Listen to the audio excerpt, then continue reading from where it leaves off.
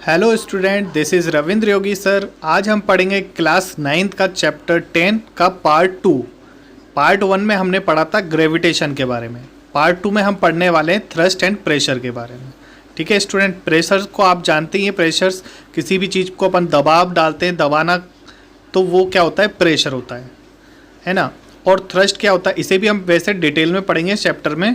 और थ्रस्ट क्या होता है, ये जो थ्रस्ट है, ये थ्रस्ट एक तरह का फोर्स ही होता है।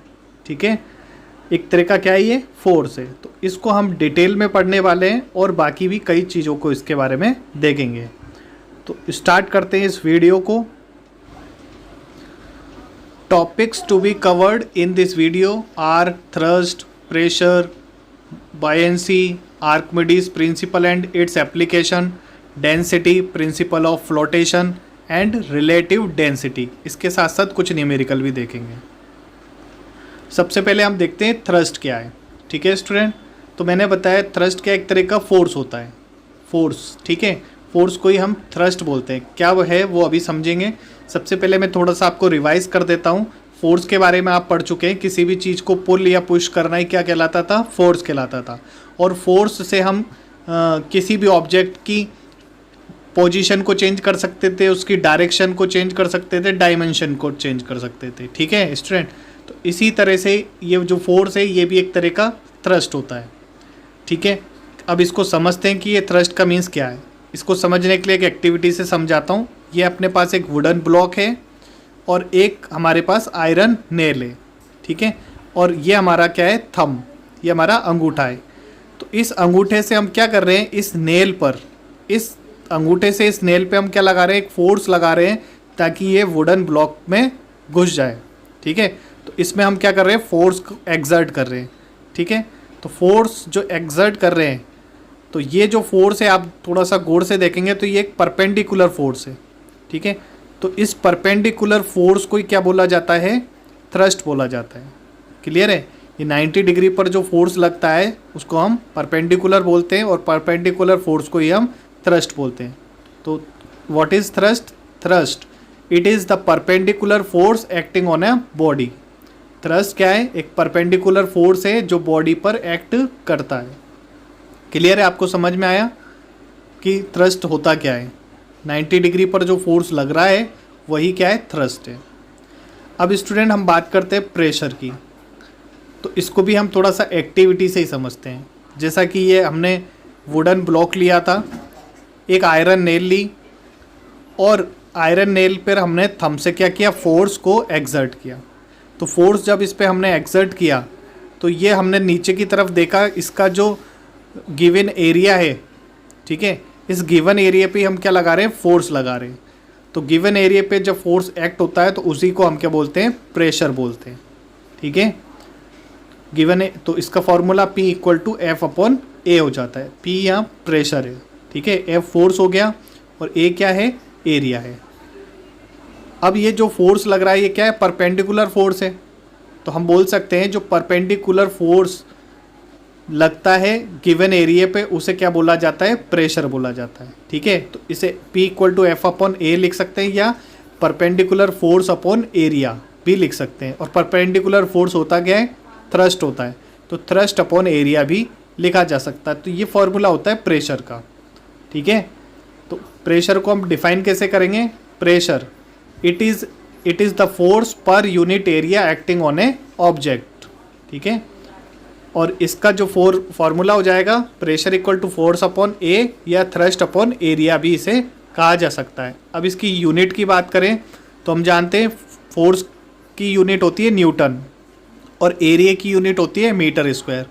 तो प्रेशर इक्वल टू हम लिख सकते हैं न्यूटन अपॉन मीटर स्क्वायर। तो ये इसकी क्या हो गई, यूनिट होगी। प्रेशर की unit newton upon metre square हो गई। ठीक है स्टूडेंट, तो ये न्यूटन अपॉन मीटर स्क्वायर को पास्कल भी कहा जाता है। पास्कल इसलिए कहा जाता है क्योंकि इसे पास्कल ने ही बताया था प्रेशर के बारे में। ठीक है, और हम 1 पास्कल की बात करें तो 1 पास्कल का मीन हो जाएगा 1 newton upon 1 metre square. 1 metre square पर 1 न्यूटन जो फोर्स एक्सर्ट होता है उसी को हम क्या बोलते हैं, 1 पास्कल कहते हैं। ठीक है, इसकी जो SI यूनिट है प्रेशर की वो पास्कल है। इसे कैपिटल P और स्मॉल a से डिनोट किया जाता है। 1 पास्कल इक्वल टू समझ में आ गया 1 न्यूटन अपॉन 1 मीटर स्क्वायर होता है। ठीक है, इसको डिफाइन भी करेंगे हम नेक्स्ट पेज पे। अभी आपको समझ में आया 1 मीटर स्क्वायर एरिया पर जो 1 न्यूटन फोर्स लग रहा है वही क्या है 1 पास्कल होता है। ठीक है, अब ये प्रेशर का एक और यूनिट होती है, उसे हम बार कहते हैं, और 1 पास्कल इक्वल टू होता है 1 इंटू 10 की पावर -5 बार। ठीक है, पास्कल को बार में और बार को पास्कल में चेंज किया जा सकता है। तो पास्कल, बार, ये सब क्या है प्रेशर की यूनिट है। ठीक है स्टूडेंट्स, चलिए अब बात करते हैं 1 न्यूटन 1 पास्कल क्या होता है। अभी हमने देखा प्रेशर इक्वल टू होता है फोर्स अपॉन एरिया, और यूनिट हमने देखी थी न्यूटन अपॉन मीटर स्क्वायर। अब हम यहाँ बात करते हैं 1 पास्कल की, तो 1 pascal equal to 1 newton upon 1 metre square होता है। ठीक है, तो 1 मीटर स्क्वायर पर जो फोर्स लग रहा है वो 1 न्यूटन है, इसी को हम क्या बोलते हैं 1 पास्कल कहते हैं। Is it clear? अब इसे लिखेंगे कैसे, चलिए इसको भी देख लेते हैं। प्रेशर क्या है, it is said to be 1 pascal when force of 1 newton acts on 1 metre area of an object. ठीक है, किसी भी ऑब्जेक्ट पर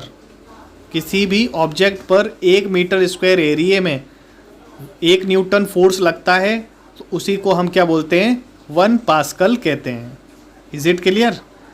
तो इस तरह से इसे लिखा जाएगा और ये आपको लिखना है 1 pascal when force of 1 newton acts on 1 metre square area of an object. ठीक है, ऑब्जेक्ट पे लगता है हमेशा फोर्स। तो ये प्रेशर 1 न्यूटन की 1 पास्कल की डेफिनेशन हो गई।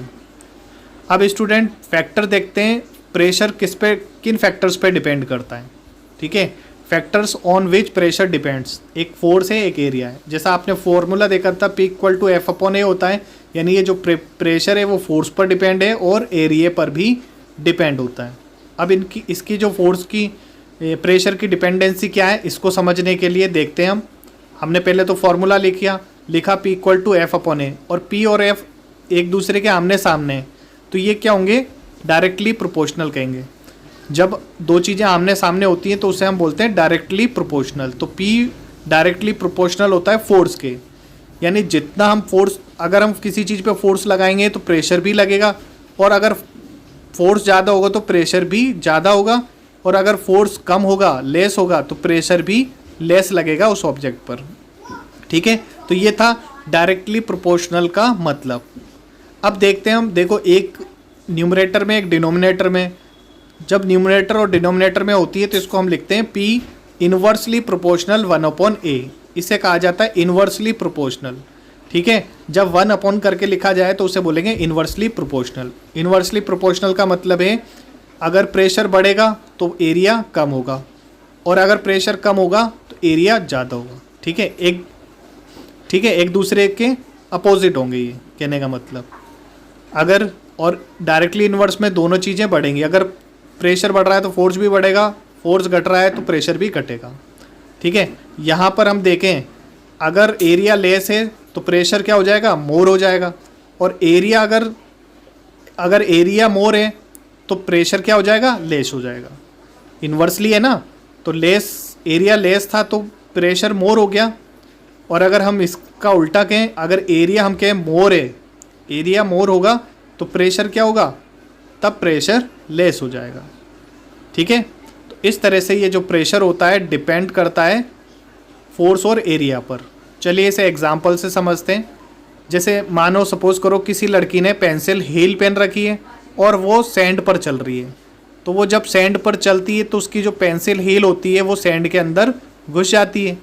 ठीक है, इस तरह से इंसर्ट कर जाती है। तो ये जो पेंसिल हील है ये इसके अंदर एग्जर्ट की क्यों की, देखो क्योंकि पेंसिल हील जो होती है उसका एरिया क्या होता है लेस, ये नीचे से क्या है पेन ही है बिल्कुल, तो यानी पेंसिल हील का एरिया लेस है, और ये जिसके सैंड के कांटेक्ट में आ रही है तो ये अगर एरिया लेस है तो इस पर प्रेशर ज़्यादा लग रहा है, प्रेशर ज़्यादा लगेगा तो ये सैंड के अंदर चली जाएगी। ठीक है, और चलने में काफ़ी प्रॉब्लम आएगी। अगर हम दूसरा एग्जाम्पल लें, अगर हम बेयर पेड़ से चल रहे हैं, ठीक है, अगर हम खाली नंगे पेड़ से चल रहे हैं सैंड के ऊपर, तो पेड़ का एरिया क्या है ज़्यादा है तो उस पर प्रेशर कम लग रहा है, तो एरिया ज़्यादा है और प्रेशर कम लग रहा है तो हम उस पर आसानी से चल पाते हैं। ठीक है स्टूडेंट, क्लियर हुआ आपको काफ़ी कुछ। तो P डायरेक्टली प्रोपोर्शनल होता है F के और P इनडायरेक्टली इन्वर्सली प्रोपोर्शनल होता है एरिया के। स्टूडेंट अब देखते हैं हम application of pressure. School bags have wide strap. School जो बैग होता है उसकी स्ट्रैप वाइड होती है, ऐसी थिन सी नहीं बना के क्या करते, काफ़ी वाइड बनाते हैं। ठीक है, तो ये वाइड क्यों बनाते हैं, बैग की स्ट्रैप्स वाइड क्यों बनाते हैं?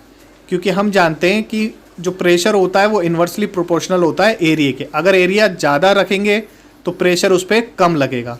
तो बैग के अंदर जो बुक्स वगैरह रखी हैं उसका प्रेशर आपके ऊपर कम लगे, इसलिए बैग की स्ट्रिप्स को क्या बनाया जाता है, ज़्यादा चौड़ा बनाया जाता है। ठीक है, तो एरिया ज़्यादा होता है तो प्रेशर लेस होता है। क्लियर है? तो इसलिए स्कूल बैग की जो स्ट्रैप्स हैं उनको वाइड बनाया गया है। We know that pressure is inversely proportional to area. Straps are wide. Strap जो वाइड होती हैं because by keeping them wide the area increase. Due to this the pressure exerted on the shoulders become less and a child can easily lift the bag on his shoulders. ठीक है, ताकि वो आसानी से अपने कंधों पर बैग को उठा सके। स्टूडेंट अब देखते हैं हम एक और application. It is easier to peel vegetables with a sharp knife than a blunt knife. सब्जियों को काटना एक शार्प नाइफ से काफ़ी इजी होता है, जबकि ब्लंट नाइफ से उसको काटने में बहुत दिक्कत आती है। तो ऐसा क्यों होता है स्टूडेंट, इसको भी समझते हैं हम। जो शार्प नाइफ होता है तो शार्प नाइफ का क्या होगा, एरिया लेस होगा। ठीक है, और हम जानते हैं P inversely proportional 1/A। Area अगर लेस होगा तो उस पर प्रेशर ज़्यादा लग जाएगा। ठीक है, अगर प्रेशर ज़्यादा लग जाएगा तो वो इजीली कट जाएंगी। ठीक है, तो शार्प नाइफ से सब्जियों को काटना आसान होता है। अगर ये ब्लंट नाइफ लेंगे अब, तो ब्लंट नाइफ का क्या है, एरिया ज़्यादा होगा। एरिया ज़्यादा होगा तो उस पर प्रेशर भी ज़्यादा लगाना पड़ेगा। ठीक है, और उसे काटना मुश्किल हो जाए। A sharp knife has less area, so pressure exerted on it is more, hence vegetables can be easily peeled off. अब हम स्टूडेंट एक और एग्जाम्पल ये हम देख चुके हैं, मैंने समझाया था। It is difficult to move with pencil heels on sand, we know that pressure is inversely proportional to area. अभी मैंने आपको ये समझाया था, पेंसिल हील का एरिया लेस होता है इसलिए उस पर प्रेशर ज़्यादा लगता है, तो पैर उसमें सैंड के अंदर धंस जाती हैं ये सैंडल्स। जबकि हम बेयर फुट से चल रहे होते हैं तो इसका एरिया, बेयर फुट का एरिया ज़्यादा होता है, तो इस पर कम प्रेशर लगता है और ये पैर से हमें चलना आसान होता है। ठीक है, क्योंकि अगर एरिया ज़्यादा होगा तो उस पर प्रेशर क्या लगेगा, डिक्रीज़ हो जाएगा, तो हम आसानी से चल पाएंगे। इसे लिखेंगे कैसे, pencil heels have very less area which is in contact with sand, so the pressure exerted is quite high. As a result, the heels get sunk into the sand. अब स्टूडेंट एक न्यूमेरिकल देखते हैं। A force of 100 Newton is applied to an object of area 2 meter square. Calculate the pressure.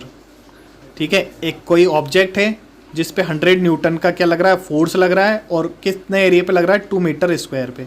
तो हमें force given है 100 Newton और area भी हमें गिवन है 2 मीटर स्क्वायर।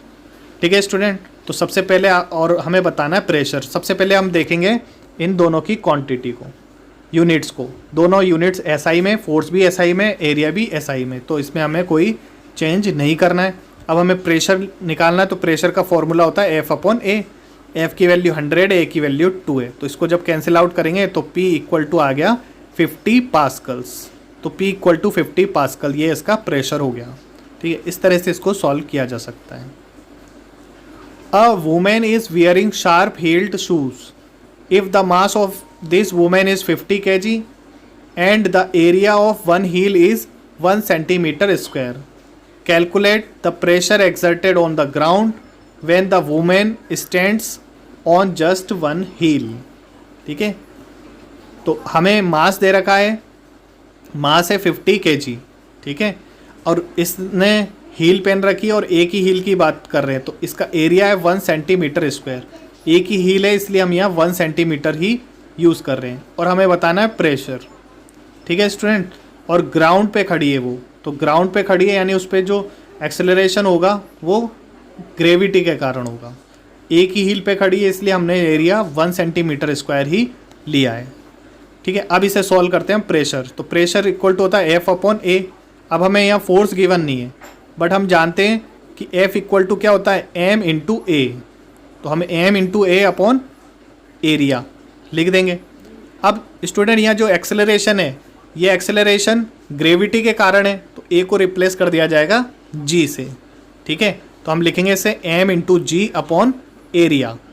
ठीक है, M × G अपॉन एरिया हो जाएगा।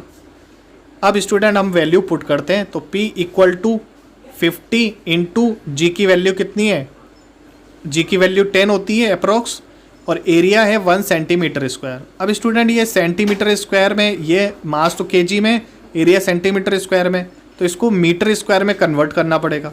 सेंटीमीटर को मीटर स्क्वायर में कन्वर्ट करना पड़ेगा तो हम क्या लिखेंगे 50 × 10 अपॉन 0.0001। ठीक है, मीटर स्क्वायर। अब ये पॉइंट को कैंसिल आउट करेंगे तो ये ऊपर 10 की पावर 4 हो जाएगा यानी 4 जीरो ऊपर बढ़ जाएंगे। ठीक है, अब इसे जब हम सॉल्व करेंगे तो इसकी वैल्यू आ जाएगी 500000000। ठीक है, तो इतने पास्कल्स इसका आंसर हो जाएगा। ठीक है स्टूडेंट, अब बात करते हैं हम प्रेशर इन फ्लूइड्स। अब फ्लूइड्स क्या होते हैं सबसे पहले इसे समझना जरूरी है। फ्लूइड्स का मतलब हो गया कोई भी सब्सटेंस जो क्या कर सकता है, फ्लो कर सकता है। जो भी सब्सटेंस फ्लो कर सकते हैं उसी को हम क्या बोलते हैं, फ्लूइड्स। तो आप जानते हैं जैसा कि एक तो लिक्विड है और गैसेस है, ये क्या होती हैं, फ्लूइड होती हैं। तो इन है ना, तो इन पर हम क्या देखेंगे, प्रेशर को देखेंगे। फ्लूइड क्या होता है, the substance that can flow are called fluids. For example liquids and gases. This is the liquid, जैसा कि आप देख पा रहे हैं ये कोई लिक्विड का एग्जाम्पल आपको दिया हुआ है। ऐसे आपने गैसों के बारे में भी आप जानते हैं। Out of all liquids and solids and gases also. ठीक है, यहाँ गैसेस नहीं लिखा है, मैं लिख देता हूँ। Out of all liquids, solids and gases. हम किसी की भी बात करें लिक्विड, सॉलिड और गैसेस, तो सॉलिड तो फ्लो होते नहीं है, लिक्विड और गैसेस होती हैं। ठीक है, तो water and air are common example of fluids. जो वाटर और एयर होते हैं वो कॉमन एग्जाम्पल हैं फ्लूइड्स के। As we know that solids exert pressure on the surface due to their weight. ठीक है, जो सॉलिड होते हैं वो प्रेशर एक्सर्ट करते हैं सरफेस पर किस, और ड्यू टू देयर वेट के कारण। Likewise the fluids also exert pressure. इसी कारण से फ्लूइड्स भी क्या करते हैं, प्रेशर एक्सर्ट करते हैं, as they have to weight, क्योंकि उनमें काफ़ी वेट होता है। देखो ये एक बॉटल है जिसके अंदर लिक्विड भरा हुआ है और इसके साइड में हमने एक बलून लगा रखा है। तो इसके अंदर फ्लूइड है, फ्लूइड पे क्या लगता है, एक प्रेशर लगता है। प्रेशर लग रहा है, इसी कारण से ये बलून में जब ये वाटर आएगा तो ये क्या हो जाएगा, थोड़ा सा फूल जाएगा। ठीक है स्टूडेंट, तो जितने भी फ्लूइड्स होते हैं उनमें क्या होता है, एक्सर्ट करते हैं, क्या करते हैं, वो प्रेशर को एक्सर्ट करते हैं। ठीक है, इसे समझते हैं और अच्छे से। Like if we keep the fluid in a container then it exert pressure on the walls of the container in all direction। जैसे अगर हमारे पास कोई बीकर है या बोतल है, उसके अंदर क्या भरा हुआ है, लिक्विड, तो इस लिक्विड से हर डायरेक्शन में क्या होगा, प्रेशर एक्सर्ट होगा। ठीक है, इसमें प्रेशर एक्सर्ट हो रहा है, इसी वजह से ये बलून कैसा हो गया, फूल गया था। स्टूडेंट, अब बात करते हैं हम, नेक्स्ट कंसेप्ट हमारा है बायेंट फोर्स। अभी हमने देखा जो फ्लूइड्स होते हैं वो क्या एक्सर्ट करते हैं, प्रेशर को एक्सर्ट करते हैं। ठीक है, तो अब हम देखने वाले हैं बायेंट फोर्स के बारे में, तो इसको समझते हैं हम। The upward force acting on a body when it is partially or fully immersed in any liquid, this is called a buoyancy. जैसे हमारे पास कोई कंटेनर है जिसके अंदर हमने लिक्विड को भर रखा है। ठीक है, और इसके ऊपर हम कोई मग रखते हैं और मग को हम प्रेशर लगाते हैं। जैसे हम मग पे से हाथ हटाते हैं ये मग ऊपर की तरफ मूव होता है। ठीक है, यानी उस पर एक फोर्स लगता है अपवर्ड डायरेक्शन में। अगर हम कॉइन डालेंगे तो कॉइन तो गिर जाएगा, अंदर आ जाएगा। क्यों आ जाएगा, क्योंकि उसकी डेंसिटी ज़्यादा होती है वाटर से। अगर हम लाइटर मग को अगर वाटर के अंदर डिप करते हैं और उस पर हाथ से प्रेशर लगा के रखते हैं तो इस पर एक ऊपर की ओर अपवर्ड एक क्या लग रहा है, फोर्स लगता है। ठीक है, इस अपवर्ड फोर्स को ही हम बोलते हैं बायेंट फोर्स बोलते हैं। ठीक है। तो the upward force acting on a body when it is partially or fully immersed in any liquid, जब किसी बॉडी को या तो हम पार्शली या फुली लिक्विड के अंदर इमर्स्ड कर देते हैं, ठीक है, या तो हम आधा डुबोते हैं या पूरा ही डुबो देते हैं, तो इस पानी से इस पर क्या लगता है, अपवर्ड एक फोर्स लगता है। जैसे हमने अभी बताया, मैंने पानी के ऊपर मग रखा है, उस पर हाथ लगा रखा है, जैसे हम हाथ हटाते हैं तो वाटर के कारण उस पर क्या, लिक्विड के कारण उस पर एक अपवर्ड फोर्स लगता है। ये जो अपवर्ड फोर्स होता है, ठीक है, इसी को हम बोलते हैं बायेंट फोर्स, और इस फिनोमिना को बोलते हैं बायेंसी, ठीक है। तो ये जब भी अपवर्ड फोर्स लगेगा, कब लगेगा, जब हम पार्शली या फुली इमर्स कर रहे हैं किसी बॉडी को, ठीक है, यानी किसी डब्बे वगैरह को, लाइटर डब्बे को हम पानी के अंदर डुबो रहे हैं पार्शली या फुली, तो उस पर अपवर्ड फोर्स लगेगा, इसे ही हम बायेंट फोर्स बोलेंगे, और फिनोमिना को हम बायेंसी बोलेंगे। अब स्टूडेंट, आपके दिमाग में क्वेश्चन आ रहा होगा कि ये बायेंसी का कारण क्या है, ये ऊपर की ओर फोर्स क्यों लग रहा है, ठीक है, तो इसे भी समझ लेते हैं। When an object is immersed fully or partially in a fluid, the force act on it from all four sides. The side forces being equal and opposite cancel each other effects. जब किसी भी पानी के अंदर हम या तो partially या फुली डुबोते हैं तो इसकी चारों साइड से इस पर क्या लगता है, फोर्स लगता है, ठीक है। तो इसकी जो चारों साइड से फोर्स लग रहा है, तो ये जो लेफ़्ट और राइट साइड से जो फोर्स लग रहा है, ठीक है, जब हमने इमर्स कर दिया तो उस पर क्या फोर्स, चारों साइड से फोर्स लग रहा है। अब जो ये लेफ़्ट और राइट से फोर्स लग रहा है ये इक्वल है, ये इक्वल है, तो ये एक दूसरे को कैंसिल कर देगा, ठीक है। बट ये जो नीचे और ऊपर जो फोर्स लग रहा है, ये अपोजिट डायरेक्शन में फोर्स लग रहा है, ये इक्वल नहीं होता है। इसमें से जो ज़्यादा होगा उसी तरफ ये मूव करेगा, और इसमें जो नीचे की तरफ से जो फोर्स लग रहा होता है वो ज़्यादा होता है, ठीक है। The forces acting from up and down are not equal. जैसा मैंने बताया, ऊपर और नीचे वाले फोर्स इक्वल नहीं होते हैं। The force exert from down is more, जो नीचे से फोर्स लग रहा होता है वो ज़्यादा होता है। Therefore it experiences net upward forces, इसलिए इस पर ऊपर की ओर फोर्स लगता है। क्लियर है, इसे हम बायेंट फोर्स कहते हैं। इस बायेंट फोर्स को स्टूडेंट हम अप थ्रस्ट भी बोल सकते हैं, अप यानी ऊपर की ओर 90 डिग्री लग रहा है इस वजह से। अब एक्टिविटी से समझ लेते हैं हम इसको, बायेंसी को एक एक्टिविटी से समझते हैं स्टूडेंट, ठीक है। Take a small metal cylinder and suspended it with the help of hook of a spring balance. You will notice that its weight is 150 gram in the air, ठीक है। हमने क्या किया, एक स्मॉल मेटल का cylinder लिया और उसको लटका दिया, सस्पेंडेड कर दिया, किससे, हुक लगा के, उसमें हुक लगाने के बाद सिलेंडर लगा दिया स्प्रिंग बैलेंस में।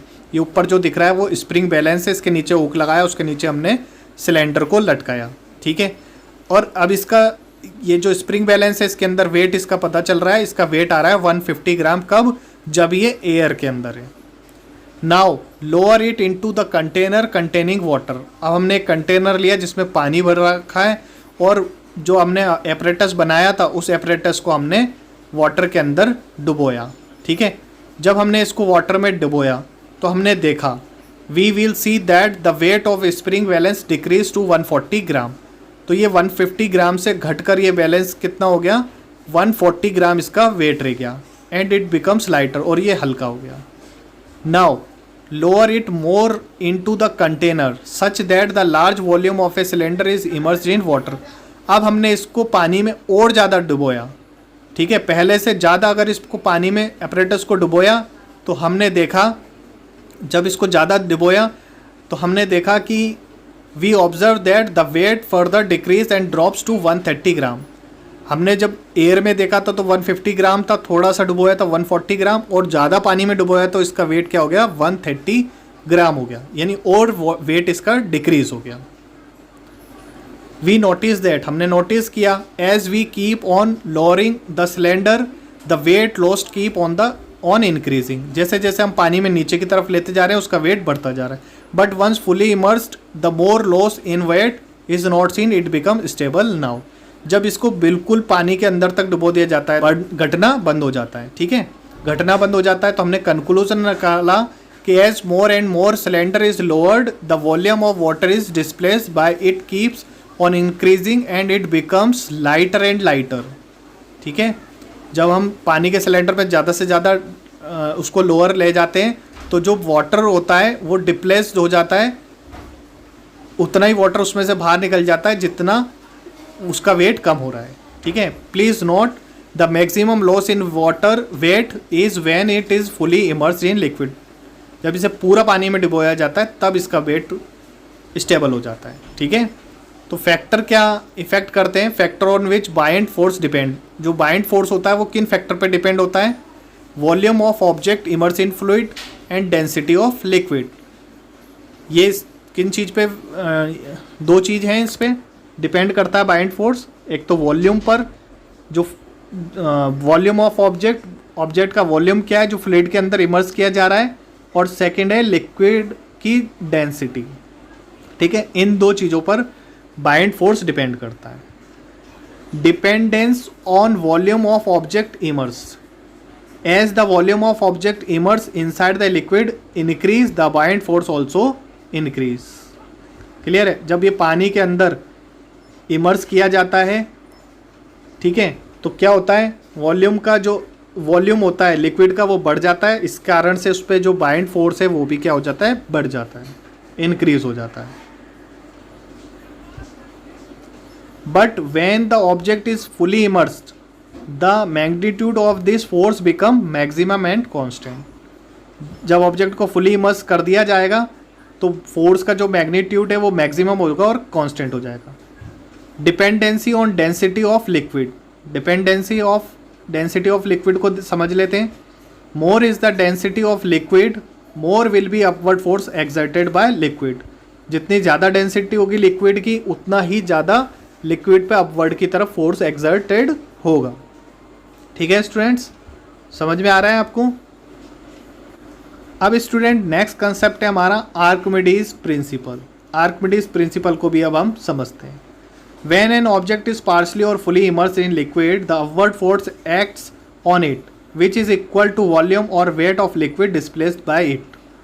जैसा कि अभी आपने देखा, किसी भी चीज़ को अगर हम वाटर के अंदर, लिक्विड के अंदर क्या करते हैं? इमर्स करते हैं। ठीक है, पार्शली या फुल्ली इमर्स करते हैं तो उस पर अपवर्ड की ओर एक फोर्स लगता है। उस फोर्स को हम बोलते हैं बाइंड फोर्स। ठीक है, ये जो फोर्स लगता है ये इक्वल होता है किसके? वॉल्यूम और वेट के of liquid displace bye it. ठीक है, ये फोर्स किसके इक्वल होता है? जो वाटर डिस्प्लेस हो रहा है, लिक्विड जो डिस्प्लेस हो रहा है उसके वॉल्यूम या वेट के इक्वल होता है ये फोर्स। ठीक है, तो आर्किमिडीज ने कहा कि अगर हम किसी भी चीज़ को पानी में डुबो रहे हैं तो उसमें से जितना उस पर जो फोर्स उतना ही लगेगा जितना उस पर से पानी बाहर आ जाएगा, यानी लिक्विड जो उसमें से बाहर होगा। ठीक है, उतना ही हमें फोर्स एक्सर्ट किया जाएगा। क्लियर है? ये था आर्किमिडीज का principal.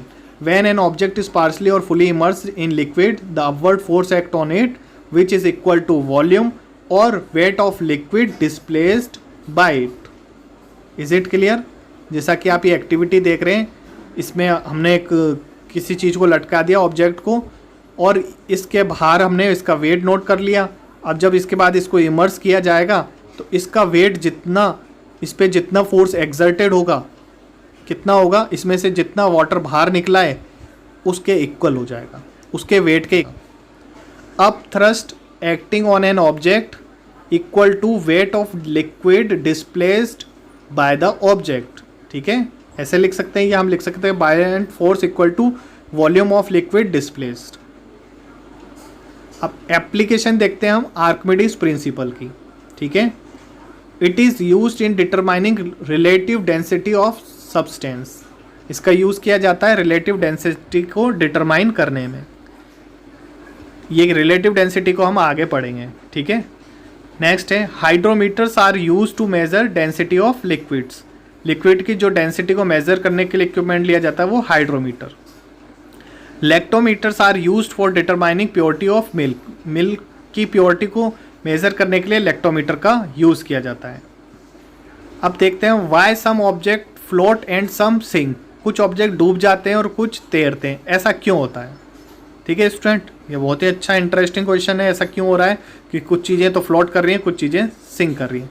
The reason is that when object is placed in water two forces act on it. जब पानी में डूबता है तो उस पर दो फोर्स लगते हैं। कोई चीज़ पानी में डूब रही होती है तो उस पर दो फोर्स लगते हैं। एक तो क्या होता है, weight of object acting downwards, और सेकंड होता है अप थ्रस्ट एक्टिंग अपवर्ड्स। ठीक है, तो ये दो चीज़ें, दो फोर्स इस पे लगते हैं। इसी से हमें पता चलेगा कि कोई चीज़ फ्लोट होगी या सिंक होगी। Now whether the object floats or sinks that depends on which forces is greater out of the two forces mention. इसमें से जो चीज़ ज़्यादा होगी, जो यानी दो फोर्स बताए, एक तो वेट के कारण, एक अप थ्रस्ट। तो अगर वेट ज़्यादा होगा तो वो सिंक हो जाएगी, और अगर वेट कम होगा और अप थ्रस्ट ज़्यादा होगा तो वो क्या होगा, फ्लोट करेगा। जो भी ऑब्जेक्ट होगा वो फ्लोट करने लग जाएगा। Is it clear? अब like if up thrust is more the object floats, if weight is more then object sinks, if both are equal then the object floats in the liquid not on the surface. अगर ये दोनों ही forces equal हो जाएंगे तब क्या होगा, वो पानी के ठीक नीचे तैरेगा, सरफेस पे नहीं, ना पानी में डूबेगा ना सरफेस पे, बीच में तैरेगा थोड़ा। How does a boat float in water? Water के अंदर बोट कैसे फ्लोट करती है? When a boat is lowered into water it displace more and more water due to which up thrust increase. ठीक है, जैसे बोट चलती है पानी के अंदर तो वो क्या करती है, काफ़ी पानी को बाहर निकाल देती है, जिससे थ्रस्ट इंक्रीज हो जाता है। The boat stop sinking into water when buoyant force acting is just enough to support the weight of the boat. ठीक है, जब बोट स्टॉप कर देती है सिंक होना इनटू वाटर के अंदर, तो बाइंड फोर्स भी क्या हो जाता है, एनफ सपोर्ट लगाता है तो वेट ऑफ द बोट पर। When the boat is floating, जब फ्लोट करती है तो the weight of fluid displaced by submerged part of ship is equal to the weight of boat. ठीक है, अब स्टूडेंट हम देखते हैं डेंसिटी क्या होती है। डेंसिटी को समझते हैं।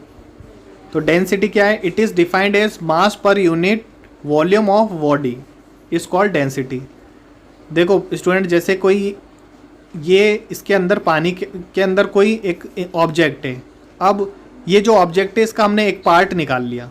ठीक है, तो इस वॉल्यूम पर वॉल्यूम का जो मास होता है उसी को हम क्या बोलते हैं, डेंसिटी कहते हैं। ठीक है, पर यूनिट किसी भी बॉडी का जो पर यूनिट वॉल्यूम का जो मास है वही क्या कहलाता है, डेंसिटी। अगर इसकी यूनिट की बात करें तो मास किलोग्राम में और वॉल्यूम मीटर क्यूब में, तो इसकी यूनिट हो जाएगी केजी पर मीटर क्यूब। ठीक है, तो density is defined as mass per unit volume of body, और इसका फार्मूला हो जाएगा density equal to mass upon volume, और यूनिट हो जाएगी केजी पर मीटर क्यूब। रिलेटिव डेंसिटी को समझते हैं आप। रिलेटिव डेंसिटी क्या होती है?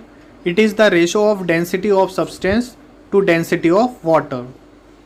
ठीक है, जो रिलेटिव डेंसिटी है वो क्या है, जो सब्सटेंस की डेंसिटी है और वाटर की डेंसिटी है उसका जो रेशो होता है उसी को हम बोलते हैं रिलेटिव डेंसिटी। और रिलेटिव डेंसिटी की कोई यूनिट नहीं होती है। रिलेटिव डेंसिटी को शॉर्ट में हम RD लिख सकते हैं। तो RD इक्वल टू हो जाएगा density of substance upon density of water. ठीक है, density of water, it is called the relative density. और ये जो रिलेटिव डेंसिटी है इसकी कोई यूनिट नहीं होती है। ठीक है ना, ये आपको ध्यान रखना है। The relative density actually express the heaviness of substance is comparison to that of the water. जो रिलेटिव डेंसिटी होती है एक तरह से ये कंपेयर करती है कि कोई भी चीज़ वाटर से कितनी हैवी है या लाइटर है। ठीक है, उसी को कहते हैं हम रिलेटिव डेंसिटी। और रिलेटिव डेंसिटी का कोई यूनिट नहीं होती। The relative density of iron is 7.8। It means that iron is 7.8 times heavier than water. ठीक है, अगर किसी चीज़ की हमें डेंसिटी पता है तो हम बता सकते हैं वो वाटर से इतना हेवियर होता है। क्लियर है? तो density of iron upon density of water, relative density का फॉर्मूला यही हो जाएगा। तो ये कितना है, 7.8 times of water. Is it clear? Student, अब एक क्वेश्चन देखते हैं। The volume of solid of mass 500 gram is 350 centimetre cube. हमें एक सॉलिड है उसका मास दिया है 500 ग्राम और वॉल्यूम गिवन है हमें 350 सेंटीमीटर क्यूब।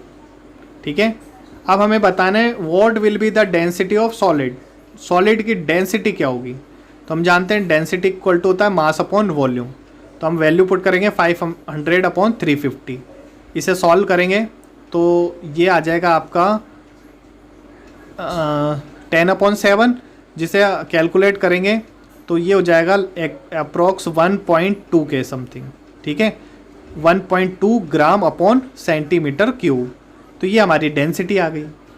नेक्स्ट क्वेश्चन है what will be the mass of water displace by the solid, ये कितना सॉलिड ये कितना वाटर को डिस्प्लेस करेगा। तो हम जानते हैं जितना इसका वॉल्यूम था उतना ही ये डिस्प्लेस करेगा, तो इसका आंसर हो जाएगा 350 सेंटीमीटर क्यूब, ठीक है, ये आर्किमिडीज ने कहा है उसके according. What will be the relative density of solid, solid की रिलेटिव डेंसिटी क्या होगी। तो हम जानते हैं रिलेटिव डेंसिटी इक्वल टू होता है सब्सटेंस की डेंसिटी अपॉन वाटर की डेंसिटी, तो ये आ गया हमारा 1.2 ग्राम पर सेंटीमीटर क्यूब। अब ये आपसे पूछ रहा है विल इट फ्लोट और सिंक इन वाटर, ये पानी में डूबेगा या तैरेगा, ठीक है, तो ये क्या करेगा, डूब जाएगा क्योंकि इसकी डेंसिटी कम है। स्टूडेंट अब हम देख लेते हैं कुछ important question and answers. Why is it difficult to hold a school bag with thin and strong string. Answer is we know that pressure is inversely proportional to area, so more is the area, less is the pressure. Straps are wide because by keeping them wide the area gets reduced, due to which the pressure exerted on the shoulders become less and child can easily lift the bag on his shoulders. Now question number 2, what do you mean by buoyancy? The upward force acting on a body when it is partially or wholly immersed in water. When does an object float or sink? When placed on surface of water. If the density of object is more than water, it sinks. If the density of object is less than water, it floats. जब density ज़्यादा होगी पानी से तो वो sink करेगा, और कम होगी तो वो उस डेंसिटी ऑब्जेक्ट की लेस होगी तो वो You find the mass to be 42 kg on a weighing machine. Is your mass more than or less than 42 kg? With weighing machine we can find weight not mass. So the weight is 42 kg, not the mass 42 kg. The actually weight is less than 42 kg because of buoyancy of air on the body. In what direction does the buoyant force on an object immerse in a liquid? Answer is buoyancy force acts in vertically upward direction. Question number 6 देखते हैं why does a block of plastic released under water come up the surface of water? Answer is the density of plastic is less than that of water. When plastic is dipped completely in water, the weight of water displaced is more than weight of block. The block will dip to such an extent that the weight of water displaced is equal to weight of block. Question number 7, the volume of 50 gram of a substance is 20 centimeter cube. If the density of water is 1 gram per centimeter cube, will the substance float or sink? Answer is density equal to होता है mass upon volume.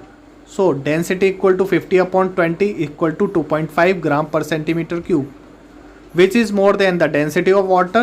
Hence, the substance will sink in water. The question number 8 देखते हैं the volume of 500 gram sealed packet is 350 centimeter cube. Will the packet float or sink into water if density of water is 1 gram per centimeter cube? ठीक है, what will be the mass of water displaced by the packet? Answer is density equal to mass upon volume, so density equal to 500 upon 350 equal to 1.43 gram per centimeter cube. तो ये water से इसकी density ज़्यादा है तो ये क्या करेगा, सिंक करेगा. Is it clear?